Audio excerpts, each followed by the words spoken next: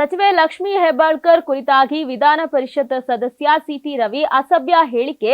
ಈ ಆರೋಪ ಬೆಳಗಾವಿ ಅಧಿವೇಶನದ ದಿಕ್ಕನ್ನೇ ಬದಲಿಸಿದೆ. ಸದ್ಯ ಇದೇ ವಿಚಾರವಾಗಿ ಬಿಜೆಪಿ ಎಂಎಲ್ಸಿ ಸಿಟಿ ರವಿ ಅವರನ್ನ ಪೊಲೀಸರು ಬಂಧಿಸಿದ್ರು. ಇನ್ನು ಸದನದಲ್ಲಿ ನಡೆದ ವಿವಾದಾತ್ಮಕ ಹೇಳಿಕೆ ಕುರಿತು ಸಚಿವೆ ಲಕ್ಷ್ಮೀ ಹೆಬ್ಬಾಳ್ಕರ್ ಸುದ್ದಿಗೋಷ್ಠಿಯನ್ನ ನಡೆಸಿ ಕಣ್ಣೀರಿಟ್ಟಿದ್ರು. ಸಿಟಿ ರವಿ ಅವರು ಹೇಳಿಕೆಯಿಂದ ಶಾಕ್ ಆಯ್ತು ಅಂತ ಬೇಸರ ಹೊರಹಾಕಿದ್ರು. ಅಧಿವೇಶನದಲ್ಲಿ ಧರಣಿ ಮಾಡಿ ಮುಗಿಸಿ ಕುಳಿತುಕೊಂಡಿದ್ವು. ಸಭಾಪತಿಗಳು ಸದನ ಮುಂದೂಡಿದ್ರು. ಆಗ ನಾನು ನನ್ನ ಜಾಗದಲ್ಲಿ ಕುಳಿತುಕೊಂಡಿದ್ದೆ. ಸಿಟಿ ರವಿ ಅವರು ರಾಹುಲ್ ಗಾಂಧಿ ಅವರನ್ನ ಡ್ರಗ್ ಅಡಿಕ್ಟ್ ಅಂದ್ರು. ನಾನು ಮೊದಲಿಗೆ ಕೇಳಿಸ್ಕೊಂಡೆ, ಸುಮ್ಮನೆ ಇದ್ದೆ. ಮತ್ತೆ ಅದೇ ರೀತಿ ರಾಹುಲ್ ಗಾಂಧಿ ಅವರನ್ನ ನಿಂದಿಸಿದ್ರು.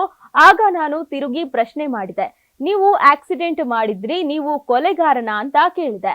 ಆದ್ರೆ ಅಷ್ಟಕ್ಕೆ ಸಿಟ್ಟಾದ ಸಿಟಿ ರವಿ ಅವಾಚ್ಯ ಶಬ್ದ ಬಳಸಿದ್ದಾರೆ. ಇದು ನನಗೆ ನಿಜಕ್ಕೂ ಶಾಕ್ ತಂದಿತ್ತು ಅಂತ ಲಕ್ಷ್ಮೀ ಹೆಬ್ಬಾಳ್ಕರ್ ಭಾವುಕರಾಗಿ ಹೇಳಿದ್ರು. ನಾನು ಕೂಡ ಒಬ್ಬಳು ತಾಯಿ, ಒಬ್ಬ ಅಕ್ಕ. ನಾನು ರಾಜಕೀಯದಲ್ಲಿ ಕಷ್ಟಪಟ್ಟು ಮುಂದೆ ಬಂದಿದ್ದೇನೆ. ನನ್ನ ನೋಡಿ ಸಾವಿರಾರು ಜನರು ರಾಜಕೀಯಕ್ಕೆ ಬರಬೇಕು ಅಂತಿದ್ದಾರೆ. ರಾಜಕಾರಣದಲ್ಲಿ ರೋಷಾವೇಶವಾಗಿ ಭಾಷಣ ಮಾಡ್ತೀನಿ. ನಾನು ನನ್ನ ಪಾಡಿಗೆ ರಾಜಕೀಯ ಮಾಡುತ್ತಾ ಕೈಲಾದಷ್ಟು ಜನರ ಸೇವೆಯನ್ನ ಮಾಡಿಕೊಂಡು ಬಂದಿದ್ದೇನೆ. ಇನ್ನು ರಾಜಕೀಯದಲ್ಲಿ ಇರಬೇಕು ಅಂದ್ರೆ ಧೈರ್ಯವಾಗಿರ್ಬೇಕು. ವಿಧಾನಸೌಧವನ್ನ ಹಿರಿಯರ ಚಾವಡಿ, ಬುದ್ಧಿವಂತರ ಕಟ್ಟೆ ಅಂತ ಕರೀತಾರೆ. ಇಂತಹ ಪವಿತ್ರ ಸ್ಥಳದಲ್ಲಿ ಈ ರೀತಿ ಪದಬಳಕೆ ಮಾಡಬಾರದು. ಮಾಡಿದ್ರು ಅದನ್ನ ಯಾರೂ ಖಂಡಿಸಿರ್ಲಿಲ್ಲ. ಬಿಜೆಪಿ ನಾಯಕರು ಕಿವಿಯಲ್ಲಿ ಬಂದು ಸಾರಿ ಕೇಳಿದ್ರು ಬಿಟ್ರೆ ಯಾರು ನನ್ನ ಪರ ನಿಂತಿಲ್ಲ. ನನ್ನ ಪರ ನಿಂತಿದ್ದು ನನ್ನ ಪಕ್ಷ ಹಾಗೂ ನನ್ನ ರಾಜ್ಯದ ಜನ.